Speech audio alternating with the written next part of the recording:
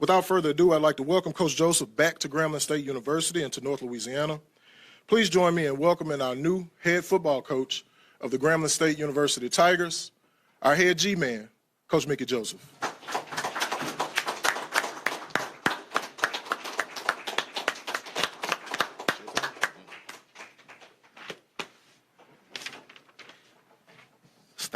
Taking stops at all those places. Probably need to invest in U-Haul. You know, but good morning. Good morning. It's great to be back. It's great to be back. First and foremost, I want to give praise to the honor to God for whom promotion comes. I want to send a special shout out to my parents and my brothers who's not here right now, who can't be here because they're coaching, and my parents, they're in New Orleans, but they're watching. And my longtime mentor, Patrick Simon, Ed Ogeron, Hank Tierney, Darrell Day, Skip Host, all the guys who helped me get here today. I want to thank President Gallo, Dr. Scott, and the search committee for selecting me to be the 12th head coach, now counting the interns. This institution that's renowned for its football.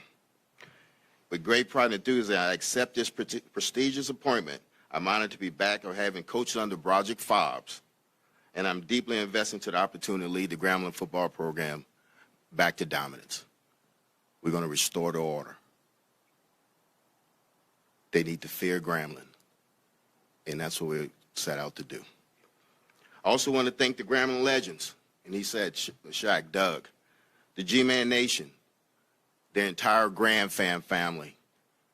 When I was here, they were good to me and my family, and they will continue to be that because we're going to continue to be good to them.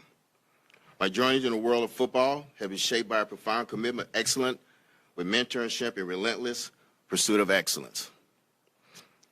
My focus is to create an environment and our athletes to excel in the classroom and win championships on the gridiron.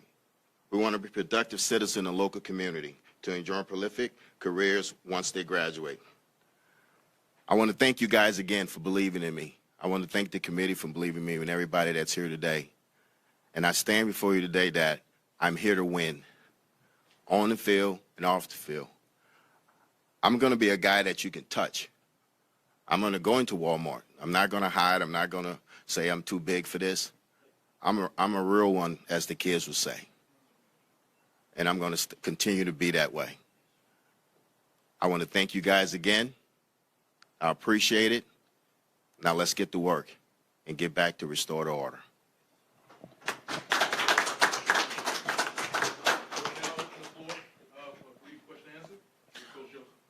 Hey, Coach, what do you take from your experiences from coaching at several Power 5 schools, LSU, Nebraska, and bring it to the HBCU level? Structure. And I talked to President Gallo and Dr. Scott about it. By having structure, like getting more structure into the program, add more pieces to the puzzle. And I explained to them, I know it's 2023, but it's going to be 2024. So you got to have help with these kids. Because right now, if you ask 10 coaches to run behind 125 kids, that can't happen. So we're going to bring more structure to the program, and we're going to get these kids to do things right on the field and off the field. I know you went to Nebraska, but the Joseph name carries a lot of weight in the state of Louisiana. What does it mean for you to get this opportunity back home? Well, you know what? I'm telling you right now, my mother and my father, who called this morning, my mom's a praying woman, and my dad, he's getting better.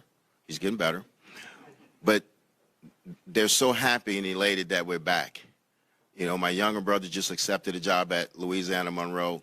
He wanted to resign and come with me. I told him I couldn't pay him. You know, but we're going to touch every high school in the state of Louisiana when it comes down to recruiting. Because I think right here in the state of Louisiana, pound for pound is the best state for its high school football. So we're going to draw a 5-hour radius around Grambling, but we're going to stay in state basically to recruit these kids. Next year, when you put this team on the field, what can fans expect from you on the sidelines and from the type of team that you're going to put out there? Well, my thing is, I'm passionate. I coach with a lot of emotion. You know, if my arms are folded, that means I'm upset about something. But I got to make the kids feel me. They're going to take on my personality. We're going to play hard. We're going to play to the echo of the whistle. But we're going to be passionate about we do things. But and on the offense side of the ball, we're going to be very aggressive. We're going to be an RPO team. We're going to keep you off balance. Defense, we're going to come get you, and we're going to play man. We're going to be really sound on special teams. Fundamentals will override the scheme. We're going to be fundamentally sound.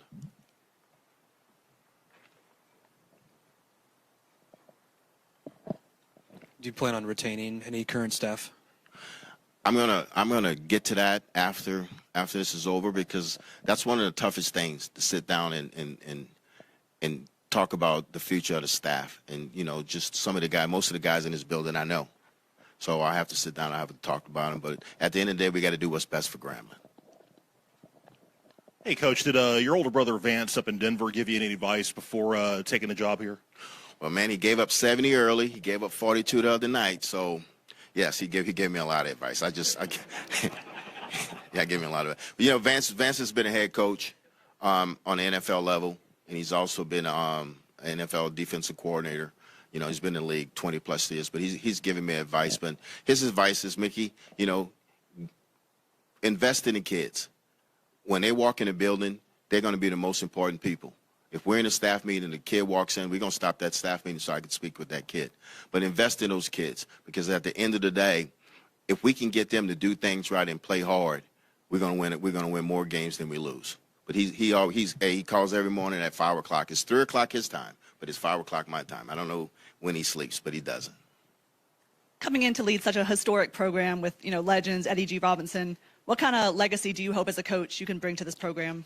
Well, my thing is, Coach Rob set the stage.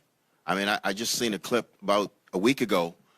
I don't know when Coach Rob was talking about. It looked like it was the 80s when he was giving you the future of college football.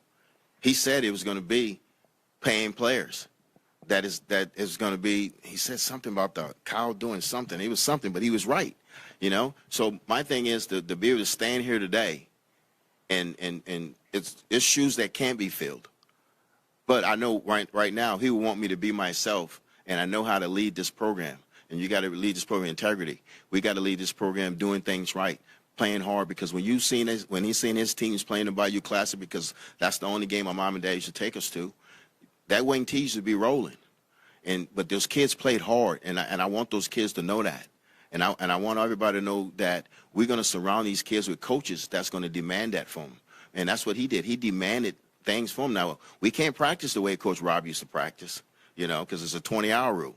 But we're going to ask the kids to give us the most at practice, to play hard, to do things the right, how we want things done.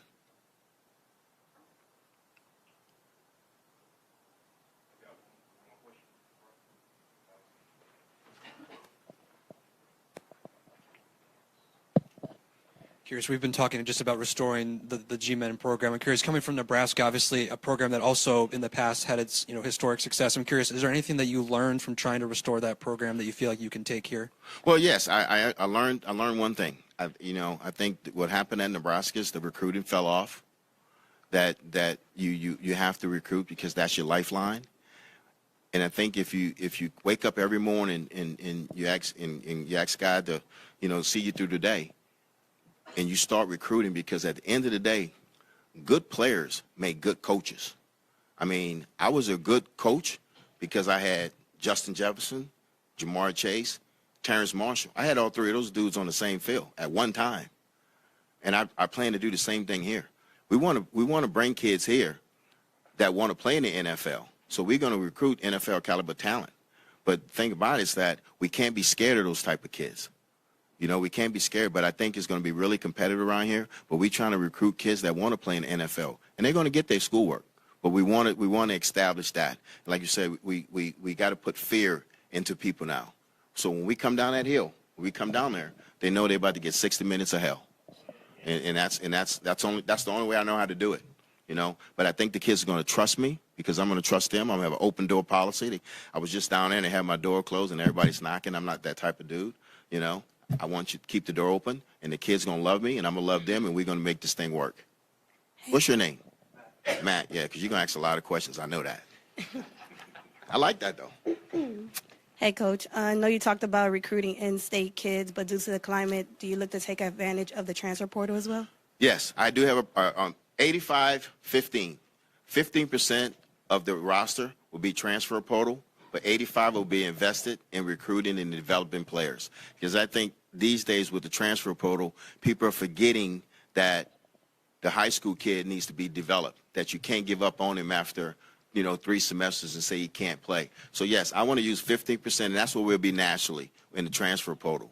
And so you want to get 15% of those kids in here, but 85% would be kids that we recruit, because we've got to continue to develop players. I think that works. I think we did a great job at LSU of developing players. I always go back to the story with Jamar Chase and Terrence Marshall. They were the top kids coming out of high school. But I only played them about 25 to 28% of the snaps their freshman year because they wasn't ready. But I continued to develop them, and they became first rounders and became second rounders. So we're going to develop them here. We're going to get high school kids, and we're going to develop them. Obviously, only day one for you, but when you're looking at goals, 30 days in or 100 days in, what goals do you hope to accomplish by then? I want to have a strong relationship with the administration here at Grambling, because I think my goal as a head coach and understanding being at HBCUs before is that I have to protect the school first. I know I'm the only program that can leave the school and go bring a big check back. I understand that, and that's my job to do that. And I'm not going to turn my nose at them and say, oh, no, doctor, I'm not doing that. No, I'm willing to do it.